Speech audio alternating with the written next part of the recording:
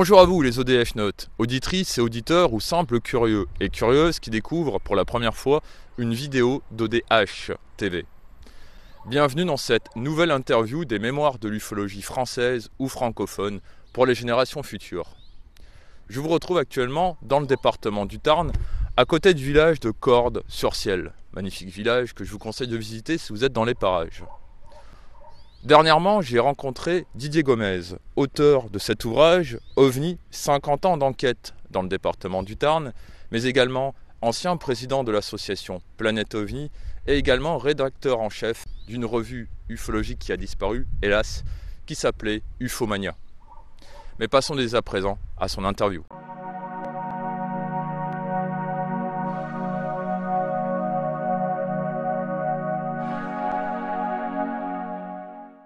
Eh bien, je retrouve Didier Gomez à Albi, ufologue du Tarn. Bonjour Didier. Bonjour. Merci de revenir sur ODH TV parce que tu es déjà intervenu, mine de rien, par Skype aussi, Oui, et à Rennes-le-Château. Depuis quand t'intéresses-tu à l'ufologie et pourquoi? Alors je me suis intéressé ça m'a toujours plus ou moins intrigué, mais le point de départ ça a été la vague belge en 89, avec les premières observations. Donc j'ai commencé à collecter des coupures de presse, à regarder un peu ce qui se passait. Et ensuite j'ai eu un concours au PTT à l'époque c'était. Et donc je suis monté à Paris. Et là j'ai continué à m'y intéresser un peu plus précisément, à acheter des bouquins, à regarder un peu de plus près, à rencontrer des ufologues. J'allais ce qui était à l'initiative, c'était Gérard Lebas, des premiers repas ufologiques. Bon, ça ne s'appelait pas comme ça, mais j'ai pu rencontrer des gens comme Jean-Luc Rivera, le père François Brune, Marie-Thérèse de Brosse notamment. Et donc petit à petit je me suis aguerri on va dire, et jusqu'à novembre 90 où là j'ai fait l'observation de la rentrée atmosphérique qui avait généré pas mal de témoignages.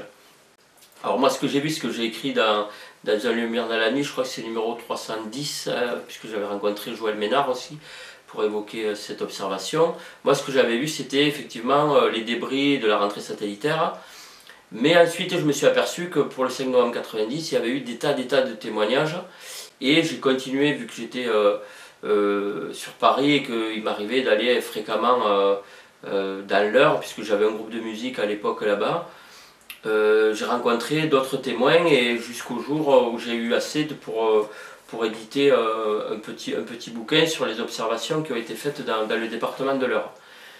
Et suite à ça, j'ai continué à faire des enquêtes, et notamment on était allé avec, je me souviens, en 91 ou 92 avec Joël Ménard, on est allé en Belgique où on avait rencontré des témoins, puisque la vague belge avait duré de 89 à mars 92, de novembre 89 à mars 92. Et donc on avait rencontré, on s'était arrêté à Maubeuge voir Jean-Luc Bigorne par exemple. Donc voilà, tout ça, après je continue à acheter des bouquins, à m'abonner à toutes les revues qu'il y avait. Et puis jusqu'à que j'aille à l'armée en octobre 92.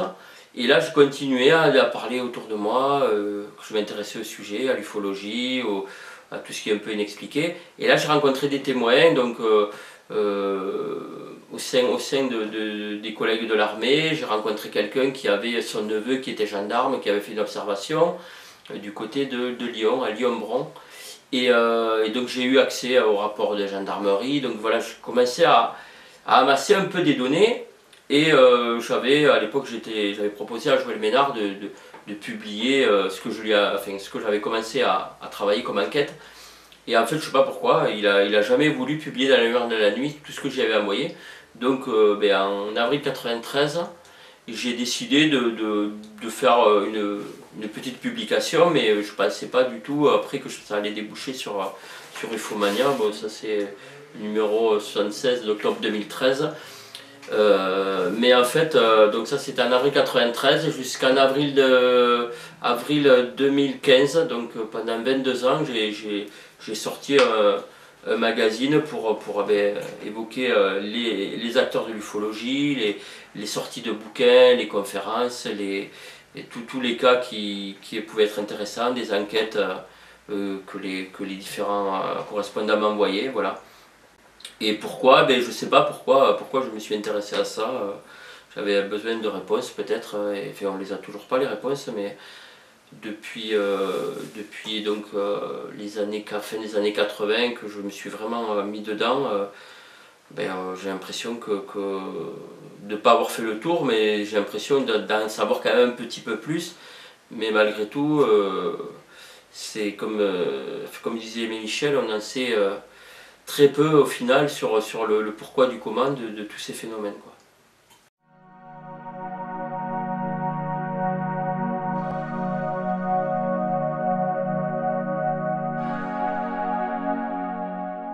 Du terme, bon, tu as été aussi dans l'heure ufologue?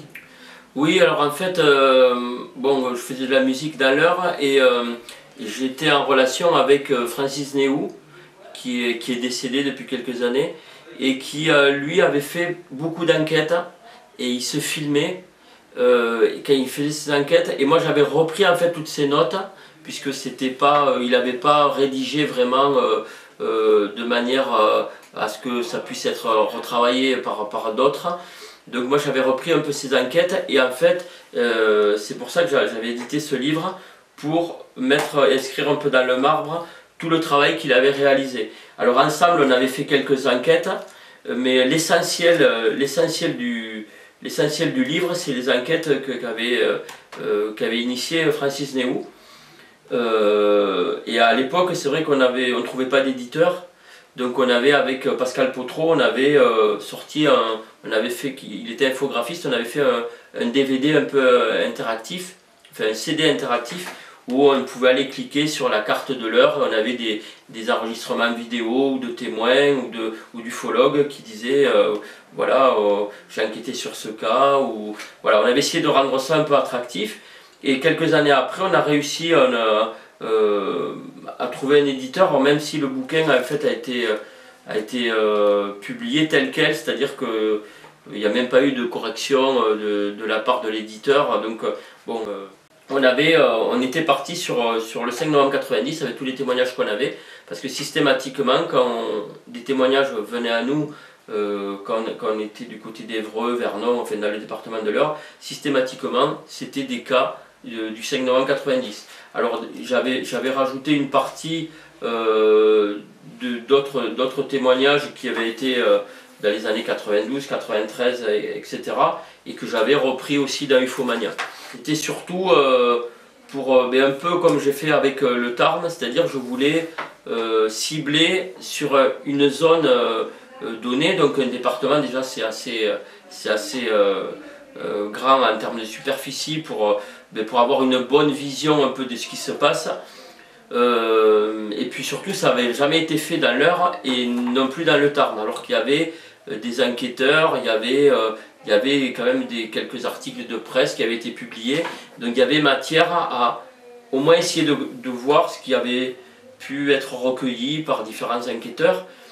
Et alors moi au début j'ai été surpris pour le Tarn, je pensais qu'il y avait une vingtaine de cas tout au plus, et en fait on s'est retrouvé vite avec 70-80 cas, et puis petit à petit en publiant des appels à témoins dans la presse, et puis en faisant parler de l'association, en organisant des conférences. On avait organisé notamment à Gaillac et Groyer et Castres aussi en 2004, on avait fait une conférence où on avait invité les ufologues plus ou moins de la région, notamment les copains d'OVNI Languedoc qui étaient venus. En 2006 on avait fait aussi un congrès au forum de Groyer pendant 2 jours. On avait invité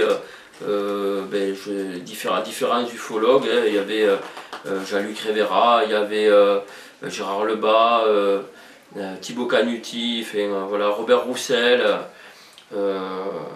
On avait essayé de créer une émulation un peu de rassembler les gens qui s'intéressaient au sujet, au moins dans le département et dans la région, et pour un peu démocratiser l'ufologie et pour essayer d'intéresser des témoins à se livrer. Et souvent, moi, j'étais toujours surpris parce que dans l'entourage proche, au sein de la famille, au sein des amis, il y a toujours quelqu'un qui a entendu parler, ou qui a vu, ou qui a entendu parler d'un ami ou d'un voisin qui a vu quelque chose. Donc comme ça, de fil en aiguille, on arrive à tisser un peu la toile des observations et à rassembler toute une base de données. Ce genre de travail, nous on l'a fait au sein de l'association de Planète OVNI, qui n'existe plus, qui a été dissoute parce qu'au bout d'un moment, voilà, il y avait très peu de membres. Donc bon, et puis les gens, au bout d'un moment, ils se lassent quand on n'arrive pas à trouver l'explication du sujet. Mais c'est dommage que chaque département, chaque association n'ait pas fait ce travail de recueillement des infos. Bon, ça a été fait dans certains départements, mais pas partout. Et donc on n'a pas une vision précise en France de tout ce qui a été observé. Il y a des associations qui ont fait du boulot. Je pense à l'association Véronica dans le Gard. Enfin, il y a eu en Bretagne aussi pas mal de choses qui ont été faites. Dans Lyon aussi, Rémi Fauchereau a bien prospecté. Enfin, voilà, on arrive quand même à avoir un peu une photo du phénomène à travers les années. Mais pour autant, c'est très compliqué de comprendre vraiment à quoi on a affaire, de savoir vraiment qu'est-ce qui est réel, qu'est-ce qui l'est pas, qu'est-ce qui est... Voilà, malgré tout, alors moi je me continue à m'intéresser au sujet, plus ou moins à travers les différents bouquins qui continuent de sortir. Mais par contre, là, je n'ai plus d'activité d'enquête sur le terrain, puisque j'ai un peu levé le pied depuis 2015 que Ufomania s'est arrêté. Mais je continue évidemment de m'y intéresser.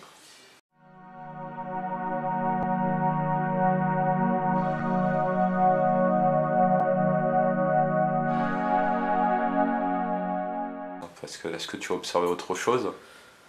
Rien de probant. Rien de probant. J'ai pas fait vraiment d'observation qui méritait vraiment une déposition à la gendarmerie par exemple. J'avais fait une observation d'ailleurs bon, c'est curieux hein, parce que alors j'arrive plus à situer parce que j'ai rien noté, je ne sais pas pourquoi d'ailleurs. Un jour en rentrant du boulot, sur la route, j'avais vu ce que j'avais cru être un avion qui faisait plein de looping et qui laissait des traînées et qui ensuite au bout de... Alors, tout ça en conduisant, donc c'était à peu près à... Je sais plus la distance de moi, mais c'était à une hauteur de peut-être entre 500 et 1000 mètres d'altitude. Et j'ai cru que c'était un avion, et sauf qu'au bout de 30 secondes, la chose que j'ai vue dans le ciel est partie à une vitesse de balle de... Enfin, on dit de vitesse de balle de fusil, mais tout d'un coup a disparu. Et quand je suis rentré chez moi, je ne sais pas pourquoi, j'ai rien noté, ni la date, ni l'heure, ni exactement ce que j'avais vu. Et par contre, 6 mois plus tard, j'ai retrouvé exactement un cas similaire dans un feuilleton... alors je sais plus ce que c'est, je crois que c'est peut-être la revue Approche, j'avais quelques anciens numéros. J'ai retrouvé à peu près le témoignage identique à ce que j'avais vu, quoi. Et je ne l'ai jamais évoqué dans la lumière de la nuit, enfin ni dans la lumière de la nuit, ni dans Ufomania, ni dans aucune revue. Et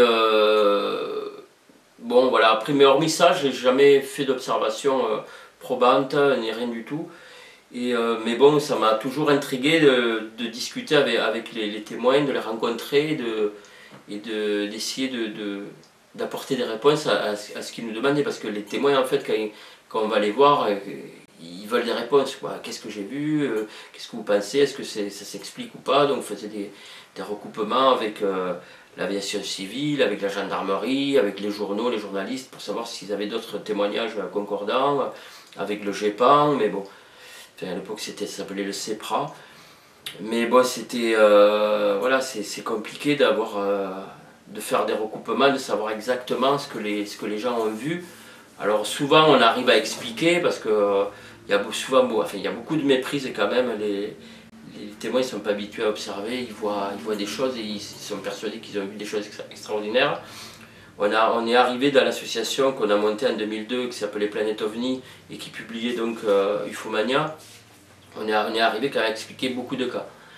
Mais ensuite en 2006, bon, moi j'ai tenu à sortir ce livre OVNI 50 ans d'enquête dans le Tarn parce que je voulais sensibiliser la population du département sur tous les cas qui avaient été au moins publiés ou qui étaient plus ou moins connus, sans pour autant dire les ovnis c'est extraterrestre ou pas. Enfin, j'ai pas voulu mettre ça dedans, mais juste dire voilà, il y a des cas qui s'expliquent, il y a des méprises avec des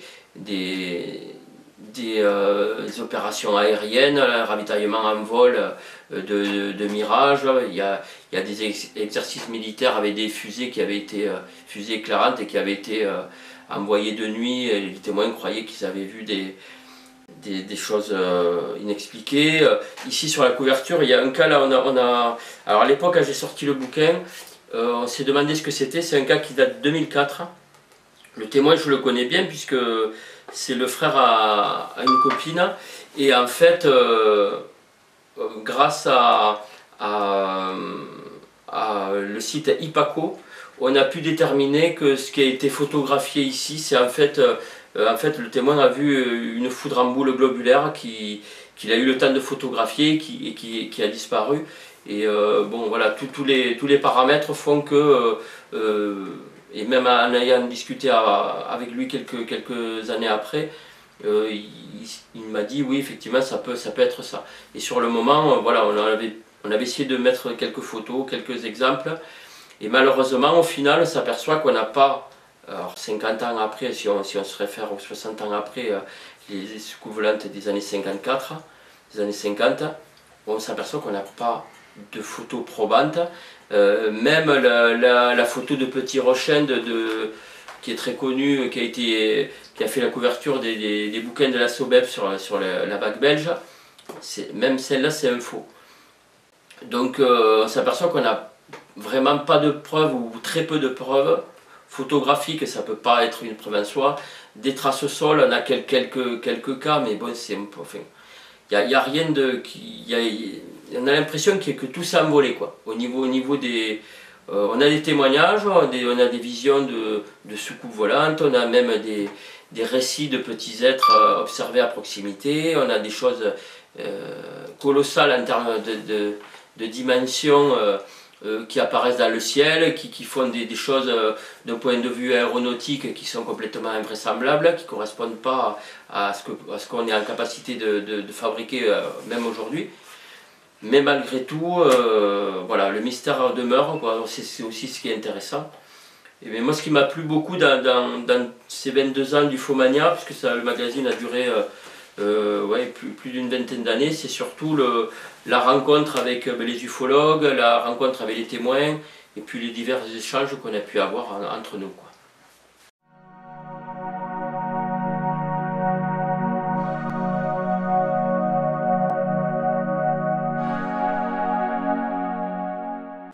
Qu'est-ce qui est le plus dur dans la vie d'un ufologue?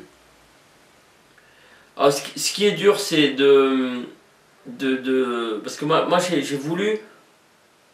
À une époque, il y avait, je me souviens que j'étais à Paris au début là, des années 90, il y avait, c'était François Coutin, et il avait fait un référentiel de toutes les associations qui existaient. Il y avait, je crois, 120 associations dans les années, fin des années 80. Il y en avait certaines actives, certaines très actives et certaines qui... Bon, il y avait une personne qui gérait ça, mais... Et donc moi j'avais voulu, je m'étais dit ça ne sert à rien qu'il y ait une association de plus qui existe, je voulais fédérer un peu le monde ufologique. Mais sur le département ici du Tarn, quand j'ai été muté dans le Tarn en 97, il n'y avait rien qui existait. Donc j'avais créé une association et après j'avais essayé de travailler avec OVNI Languedoc qui n'était pas très loin, qui était du côté de Nîmes et dans l'Hérault. J'avais tissé des liens aussi avec les copains qui étaient du côté de Marseille, avec les copains en Bretagne. Et le but c'était de structurer un réseau comme avait Lumière dans la nuit dans les années 70. Mais ça c'était très très dur. Parce qu'il y avait des conflits d'intérêts, il y en a qui ne voulaient pas. Bon, je sais que Joël Ménard, il ne voulait pas publier quoi que ce soit parce que c'était Ufomania, alors je ne sais pas pour quelle raison. Voilà, il y avait des querelles, il y avait des associations du côté de Marseille qui se faisaient la guerre, qui étaient en procès les unes contre les autres pour X ou Y, enfin je sais pas, il y avait... Donc tout ça, ça avait été compliqué d'arriver à structurer autour d'une association et après d'essayer de tisser un réseau d'enquêteurs. Et dans Ufomania, j'avais essayé de faire, c'était pas évident parce que on avait un enquêteur sur Pau, puis en fait le gars il déménageait ou il s'intéressait plus au sujet mais il nous avertissait pas.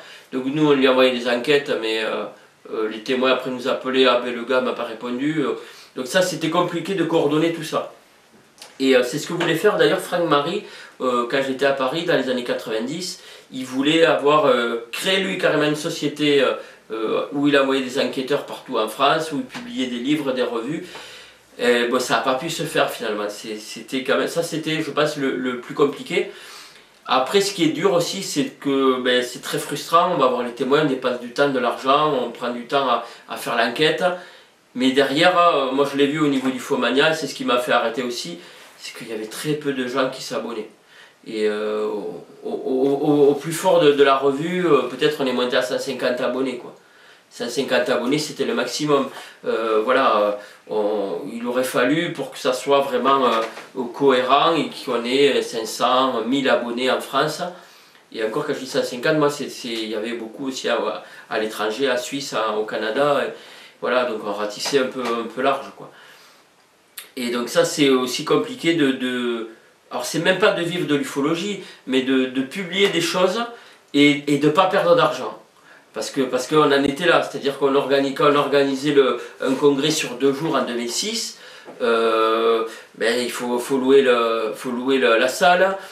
On avait fait cette plaquette justement où on avait sollicité des annonceurs du Gruyétois pour qu'ils soient dans la plaquette. On leur demandait des subventions pour justement financer la venue de certains qui venaient de Paris et qui voulaient qu'on leur rembourse une partie du billet de train. Qu'on a fait venir des intervenants d'un peu toute la France. Donc voilà, le but c'était de ne pas perdre de l'argent. On avait fait payer l'entrée 2 € à l'époque pour justement essayer de rentrer un peu d'argent, mais c'était pas pour être bénéficiaire, c'était simplement pour rentrer dans nos frais par rapport à tout ce que ça avait engendré. D'ailleurs, j'avais oublié tout à l'heure de parler de Richard Nolan. Il y avait aussi Bruno Bousquet, Yves Lignon qui était là, Robert Roussel, Franck Marie, Jean-Pierre Troadec, Jackie Causan. Donc on avait fait venir plusieurs intervenants et essayer un peu de faire une émulation, un peu comme avait fait Gérard Lebas aux rencontres de Chalon, sauf que ça avait été un gouffre financier.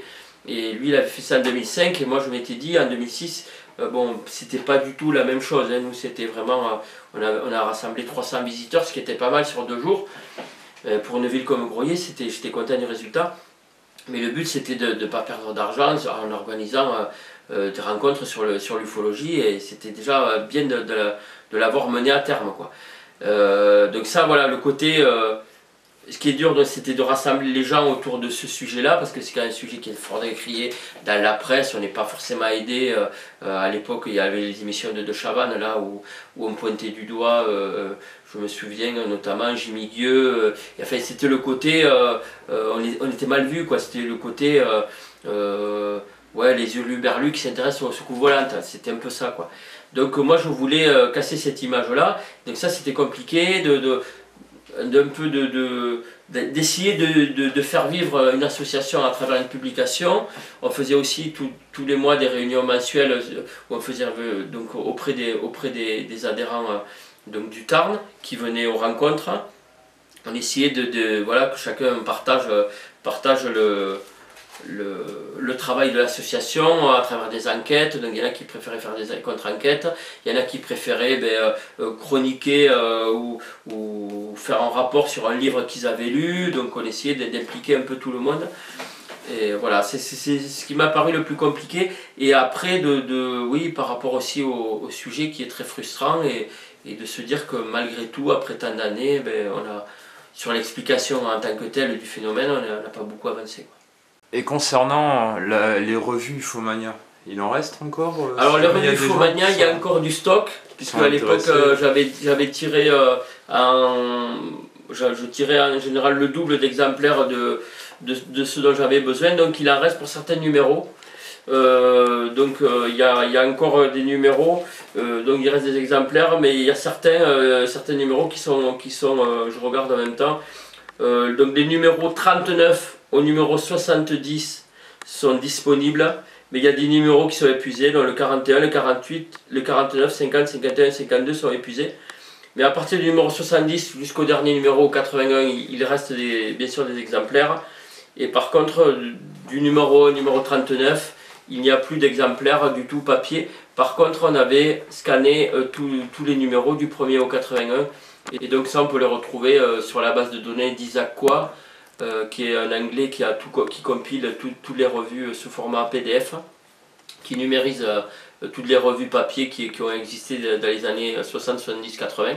Donc on peut retrouver, puis moi je tiens à disposition aussi les numéros sous forme de PDF, donc en version numérisée.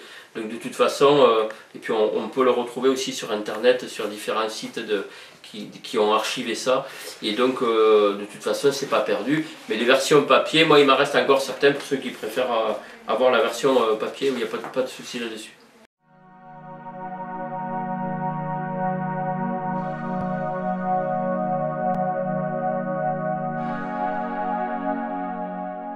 Comment tu réalisais tes appels à témoins? Tu passais par quel... Alors en fait, j'avais un procédé très simple. Alors c'est pour ça qu'on s'était monté en association pour donner un peu le sentiment, on essayait que ça soit vrai, qu'on était une association sérieuse. Donc déjà, plutôt que de dire voilà je suis monsieur un tel, je m'intéresse aux ovnis, on est une association. Dans l'association, on est différentes personnes, donc on s'occupe de faire des enquêtes, on est structuré, on a un site internet, et donc ce qu'on faisait, ça marchait très bien. On prenait contact avec les différents journaux, bon, il n'y en a pas beaucoup, et dans le Tarn, il y avait la Dépêche, il y avait le journal de la Montagne Noire, il y avait à l'époque, quand on a monté l'association, il y a toujours le Tarn Libre qui existe toujours, et il y avait aussi le journal d'ici. Et donc on prenait contact avec la rédaction et puis on disait voilà, alors que ça soit qu'on ait eu vent de témoignages ou pas, quand pendant 6 mois on n'avait aucun témoignage qui nous arrivait, on faisait le lien sur un repas qu'on organisait, on fait un repas où on va parler d'OVNI, est-ce que vous pouvez l'annoncer? Ou alors on disait voilà, on a eu vent de témoignages, des phénomènes inexpliqués, on est une association, si les gens ça les intéresse de nous rencontrer, d'apporter leurs témoignages, on est là. Et bien souvent, on avait un bel article dans la presse avec des photos de l'association et puis des représentants de l'association. Quand on éditait des travaux ou quand on éditait un numéro, on le mettait en avant dans le journal. Et du coup, ça nous rapportait toujours des témoins. Et comme ça, petit à petit, on arrivait à savoir ce qui se passait. Parce que c'est vrai que sans l'aide des appels à témoins dans la presse, c'est très compliqué. À l'époque, Internet commençait à se développer, mais pas comme aujourd'hui. On n'était pas tous avec des téléphones mobiles comme on peut être réactif aujourd'hui. Et on arrivait à avoir beaucoup d'infos comme ça. Et après beaucoup aussi par bouche à oreille, et puis les gens souvent me croisaient, ah je t'ai vu dans le journal, j'ai ma cousine, je connais quelqu'un qui a vu ça, tu devrais appeler monsieur un tel. Et puis souvent aussi je recevais des appels anonymes. Voilà, je ne veux pas donner mon nom, mais moi je connais quelqu'un, ou j'ai mon oncle qui a vu ça.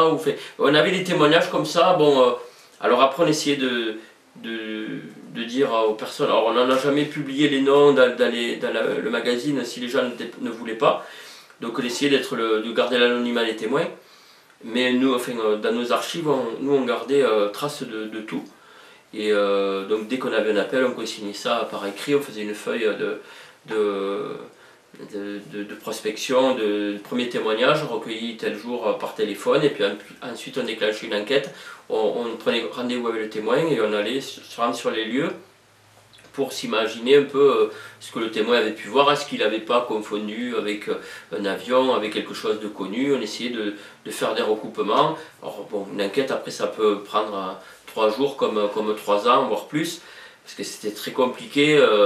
On n'avait pas forcément beaucoup de moyens, mais on essayait ensuite de faire des recoupements. Mais ça fonctionnait très bien au niveau de la presse. Le fait d'être en association aussi, on avait été reçu par la gendarmerie à Albi pour expliquer notre démarche, pour travailler un peu en relation avec le GEPAN. Et d'ailleurs, moi j'ai eu la chance d'être invité au CAIPAN à Paris en juillet 2014, où en tant que rédacteur du Ufomania, d'un magazine ufologique indépendant, j'ai pu rencontrer aussi bien des gendarmes que des personnes de l'aviation civile, que des ufologues. Il y avait Jacques Vallée, il y avait beaucoup de pays représentés, il y avait des Norvégiens, il y avait des Canadiens, des Belges qui étaient là, et on a pu comme ça échanger, mais de manière structurée sur le phénomène OVNI et sur tous les aspects qui étaient liés à la procédure d'une enquête.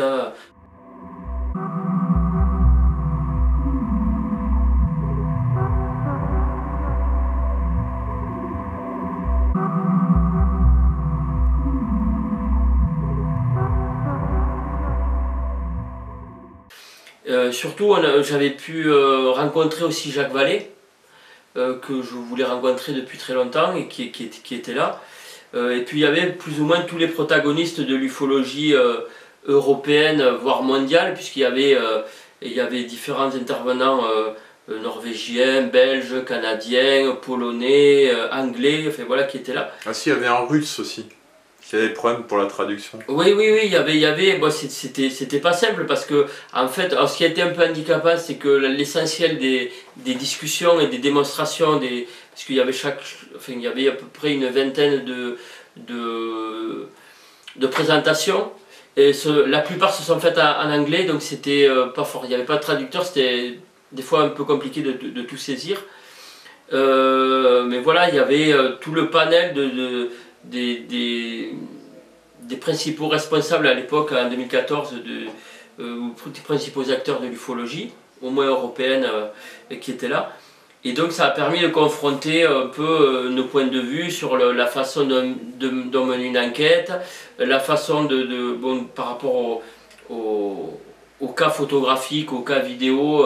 Il y avait des intervenants qui étaient là aussi. Il y avait aussi la place à quelques associations qui étaient là, françaises, pour expliquer la démarche d'une enquête d'une association qui a peu de moyens. Et on s'était retrouvés pendant 2 jours à assister aux conférences, à manger ensemble, et on avait échangé là-dessus. Mais le sentiment, pareil, un peu frustrant de ne pas non plus savoir à quoi on avait affaire. Mais malgré tout, il y avait des contacts qui se sont créés entre associations, entre gens de la gendarmerie, de l'armée. Il y avait différents intervenants. Et il y avait, je me souviens, M. Piccoli qui nous a parlé du phénomène de foudre, parce que c'est vrai que il peut y avoir aussi quelques cas. D'ailleurs, je parlais tout à l'heure de cette photo ici, qui est en fait une photo de foudre en boule qui a été prise en 2014 à Arthès, donc à côté d'Albi. C'est un phénomène qu'on connaît très mal. On ne sait pas. Voilà, ce sont les 2 photos qui avaient été faites à l'époque, avec un téléphone portable. Et monsieur Piccoli nous avait parlé du phénomène de foudre en boule, en fait, il nous expliquait que ça pouvait faire corrélation avec certains cas dits ovni qui pouvaient s'expliquer par la foudre en boule. C'était le tableau avec les dessins. Il y avait la foudre globulaire et les plots, les phénomènes lumineux d'orageux transitoires. Exact. Ça, c'était joli, il y avait de belles couleurs. Exact. Ouais. Mais il y avait plein de documents qui avaient été projetés. Il y avait, puis ça avait permis un peu de se dire, tout ça nous relie aussi malgré tout. Et même si c'est très compliqué de savoir de quoi il s'agit, mais c'était aussi une grande première de réunir comme ça les différents. Il y a eu d'autres réunions de ce type, mais là c'était quand même organisé sous l'égide du CNES, donc c'était quand même ça donnait un côté un peu officiel. Et puis il y avait eu des relais aussi dans les médias pour dire le CNES organise via le GEPAN pendant 2 jours sur Paris différents intervenants français et étrangers, ils vont parler d'OVNI.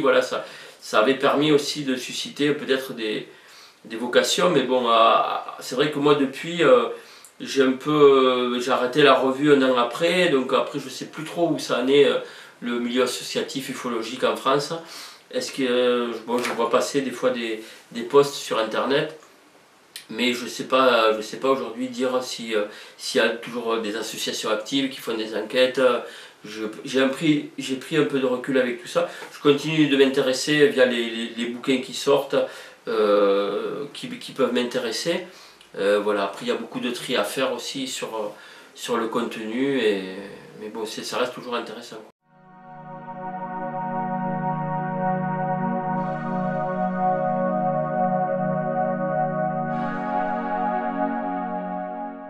Comment vois-tu l'ufologie de terrain en France?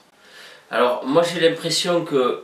Alors, là j'ai l'impression, comme ça, après 4 ans, ça fait 4 ans que j'ai arrêté Ufomania, et par rapport à ce que j'ai vu là, dans les derniers numéros de Lumière de la Nuit, puisque je continue quand même à m'y intéresser, j'ai l'impression qu'il n'y a plus trop d'ufologues de terrain. Je sais que le GEPA a mis en place un réseau d'enquêteurs. Alors j'avais vu puisque à l'époque j'étais très en contact avec les responsables du GEPA, notamment Jacques Patenay qui était abonné à Ufomania, avec Jean-Jacques Velasco, puisque j'ai eu la chance aussi d'aller, il m'a reçu chez lui, Jean-Jacques Velasco, à côté du CNES, il habitait juste à côté. Et j'ai l'impression qu'il y a très très peu d'enquêteurs maintenant, à part peut-être des cas isolés comme Rémi Fauchereau, ou peut-être encore en Alsace. Là je sais que Christian Valentin, et je sais qu'il y avait aussi Christian Morgenthaler en Alsace qui avait sorti un bouquin sur les observations, les témoignages alsaciens. Hormis quelques cas isolés, je sais qu'il y a aussi Jean-Pierre Dont du côté de Lille, ou Jean-Marie Bigorne qui ont sorti des bouquins sur le centré sur les départements du Nord. Donc il reste encore quelques enquêteurs. Il y a aussi Claude Moget à Figeac, voilà. Il en reste encore. Mais c'est des gens qui ont été enquêteurs il y a très longtemps. Mais malheureusement, je n'ai pas le sentiment qu'il y ait beaucoup de jeunes qui soient intéressés par faire des enquêtes. Je sais qu'il y avait les Suricates, là, je ne sais plus le nom exact de l'association. C'est fini. C'est fini, d'accord. Il y avait des jeunes là on avait l'impression qu'ils allaient reprendre le flambeau. Mais j'ai l'impression que l'ufologie de terrain, l'enquête de terrain, j'ai l'impression qu'elle n'existe pas ou très très peu, quoi. Et qu'elle se limite à certains encore irréductibles qui publient des choses. Mais malheureusement, après j'ai pas de vision, peut-être que je me trompe, hein, mais j'ai pas l'impression qu'il y ait beaucoup d'ufologues de terrain et d'enquêteurs, comme il y a eu par le passé dans les années 70 avec le réseau Lumière de la Nuit, où il y avait 400-500 enquêteurs sur toute la France, et dès qu'il se passait un truc, en 2-3 coups de fil, c'était déjà publié dans la Lumière de la Nuit, et il sortait un numéro par mois d'ailleurs, parce qu'il y avait beaucoup de matière, il y avait beaucoup d'enquêtes. Mais il faut dire aussi que dans les années 77, 78, 79, il y avait énormément de livres qui sortaient. Il y avait à l'époque peut-être pas le cover-up qu'il y a peut-être maintenant je sais pas, dans la presse. Il y avait aussi Jean-Claude Bourré qui a sorti ses bouquins et qui était journaliste qu'on voyait à la télé, et qui a fait peut-être un peu que les gens s'intéressaient à ça. Peut-être qu'il y avait beaucoup d'enquêteurs, il y aurait beaucoup de cas, je sais pas. J'ai pas de vision précise là-dessus. Quant à l'avenir de l'ufologie de terrain en France, es-tu optimiste, pessimiste ou neutre? Et pourquoi? Alors j'irai neutre parce que je suis persuadé que tôt ou tard il y a des gens qui vont vouloir reprendre les cas locaux. Alors c'est pour ça que moi je voulais absolument tout le travail que j'ai fait pendant 25 ans là pratiquement, parce que avant de publier Ufomania, je m'intéressais déjà aux ovnis. Je voulais pas que ça reste dans mes tiroirs ou que ça finisse à la poubelle. Donc je voulais écrire un bouquin, au moins qu'il y ait une trace, et puis voilà, que le bouquin il a été quand même édité à 5000 exemplaires, et il y a eu pratiquement 2000 ventes, donc il y a quand même quelques bouquins qui sont disséminés un peu partout, et donc malgré tout, voilà, il reste une trace. Et je dirais neutre parce que peut-être que dans 2 ans, 3 ans, 20 ans, il y a des ufologues ou des personnes qui qui vont se dire tiens mais c'est quoi les ovnis, moi ça m'intéresse, ou ah il y a eu ça qui a été publié, et je me dis peut-être oui voilà je serais plutôt pessimiste, mais je me dis peut-être que ça va revenir, parce qu'il y a eu dans les années 50 beaucoup d'enquêtes, après c'est un peu retombé, dans les années 70 c'est reparti, entre les années 80 et les années 2000, il y avait presque plus d'enquêtes qui étaient faites, puis c'est revenu un peu, et là peut-être on est dans le creux de la vague, et que dans 5 ou 10 ans, ou peut-être qu'il va y avoir des observations, une grosse vague qui va se produire, et que du coup ça va générer des enquêtes. Voilà, je pense que c'est le phénomène ovni un peu comme ça, un peu à la manière des vagues ovni, et quand il y aura des observations, ben peut-être qu'il y a des gens qui vont s'impliquer et qui vont vouloir faire des enquêtes, mais en même temps c'est vrai que s'il n'y a pas d'enquêteurs aujourd'hui, ça va être compliqué de recueillir les témoignages, même s'il y a des choses qui sont observées. Et voilà, je dirais donc ben, peut-être que ça va revenir, quoi. Donc je dirais que je préfère être ni optimiste ni pessimiste, je pense que ça... Je veux rester neutre sur ce coup-là.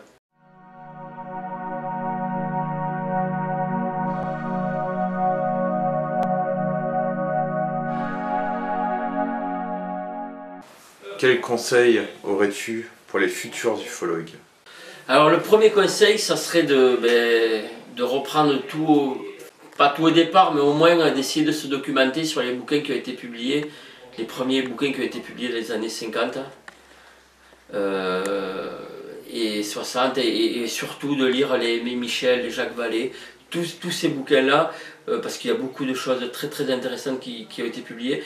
Dans les vieux Lumières dans la nuit aussi, si la personne qui voudrait s'intéresser à l'ufologie, il faudrait vraiment se procurer des vieux Lumières dans la nuit, parce qu'il y avait des très très bons articles, notamment des articles de Pierre Guérin, qui était astrophysicien, voilà, de plein de personnes comme ça qui ont œuvré dans les phénomènes spatiaux, aussi les vieux phénomènes spatiaux, et qui était une revue de René Francine Fouéré, enfin voilà, les vieux Ouranos.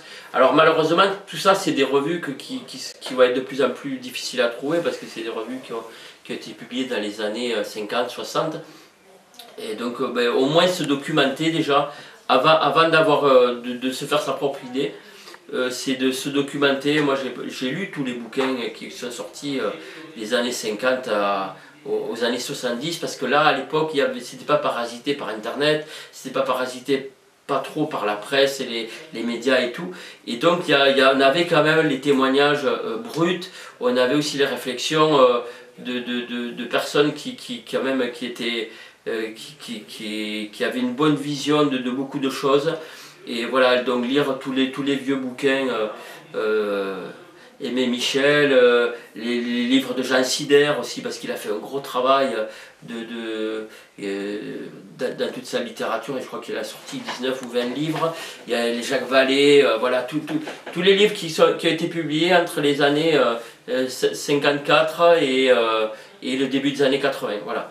Il y a eu pas mal de choses intéressantes, et voilà, et se faire sa propre idée, et puis après aller surtout sur le terrain et essayer de rencontrer des gens, et puis de rencontrer aussi des vieux ufologues entre guillemets, des gens qui ont été impliqués dans les années 50-60, il en reste encore, et voilà, essayer de faire le lien entre tout ça pour après avoir une meilleure vision.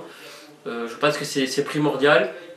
Et aussi rechercher peut-être dans le folklore aussi, voilà, pas s'intéresser qu'à l'ufologie, essayer de voir dans des phénomènes un peu connexes, tout ce qui est inexpliqué, tout ce qui est apparition, et d'être ouvert d'esprit, de ne pas avoir une idée préconçue, voilà, parce que ça c'est la pire des choses, c'est de penser que le phénomène est extraterrestre, ou le phénomène n'est qu'un canular.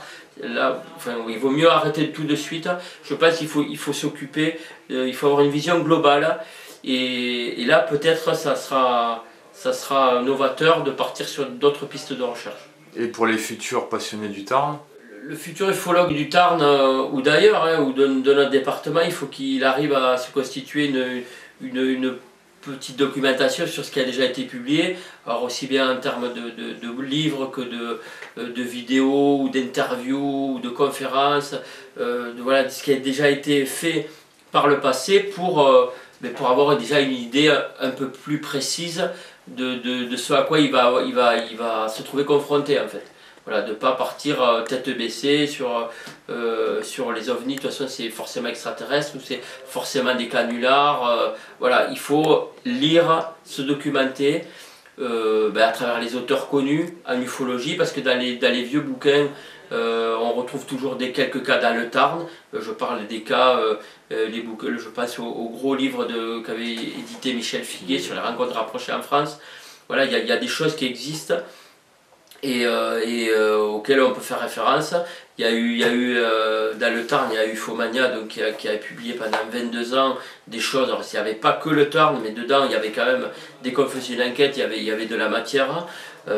Après, voilà, essayer de se documenter, de rencontrer des ufologues, de rencontrer des témoins, d'aller rencontrer des journalistes aussi, parce que souvent les journalistes ils peuvent avoir aussi des infos. Ici on n'est pas loin de Toulouse, on a le GEPAN, donc essayer de prendre contact aussi avec le GEPAN, d'essayer de prendre contact aussi avec des gendarmeries. Ça c'est ce que j'avais fait quand j'avais l'association Planète OVNI dans le Tarn. D'aller spontanément voir des brigades de gendarmerie et dire voilà comment ça se passe si quelqu'un vient vous dire, témoigner qu'il a vu un ovni.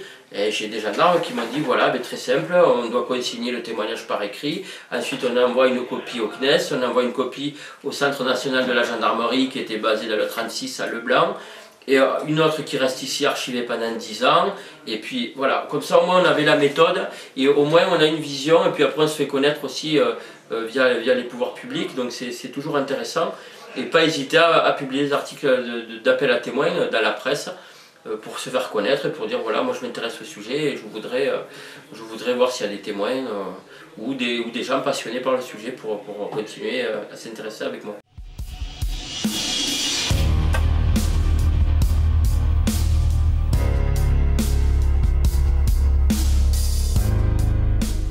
Et j'en profite avant de terminer pour te remercier, Gilles. Mais c'est pas fini, hein. Ah, c'est pas fini. Non. Parce que non, mais ça fait rien. Parce que c'est quand même, je trouve, c'est essentiel ce que tu fais là, de recueillir les témoignages des ufologues et tout le travail que tu fais sur Internet d'enregistrement de vidéos. Parce que on s'aperçoit malheureusement, et moi pour avoir essayé de retrouver des anciennes revues qui avaient été publiées dans les années 50, 60, ça devient très compliqué, même chez les bouquinistes. Il y a des livres qui sont perdus, c'est-à-dire qu'ils ont été édités à 500 exemplaires et il reste très très peu d'exemplaires en version papier, et il y a des livres comme ça qui vont disparaître parce que certains ufologues au bout d'un moment ils décèdent malheureusement, et donc ça finit à la poubelle ou ça finit dans le meilleur des cas au Sceau, qui est une association qui archive tous les bouquins et les revues qui ont existé en France. Mais sinon, malheureusement, ça disparaît. Donc c'est essentiel de faire ce travail-là, justement, pour garder une trace. Eh bien Didier, je te remercie d'avoir répondu à toutes ces questions. Merci à toi, ouais. Merci d'avoir transmis tout ton savoir aux auditeurs et aux auditrices aussi. Et puis je te souhaite une bonne soirée. Merci, ouais. Mais j'espère que ça va donner l'envie à certains ou certaines de s'impliquer un peu plus davantage en ufologie. Merci à toi. Et puis à bientôt. Au revoir. À bientôt, au revoir. Voilà, c'est la fin de cette nouvelle édition d'interview. Je tiens à remercier, mais vraiment beaucoup, Didier Gomez pour tout le travail qu'il a réalisé et qui réalisera encore en ufologie dans le département du Tarn ou en ufologie française. Je tiens également à remercier Guy Coatanroc, car c'est chez lui qu'a été réalisée cette interview de Didier Gomez. Vous retrouverez Didier prochainement dans d'autres vidéos sur ODH TV. Je vous donne rendez-vous à la prochaine interview. Je vous souhaite à tous une excellente journée et à très bientôt sur ODH TV.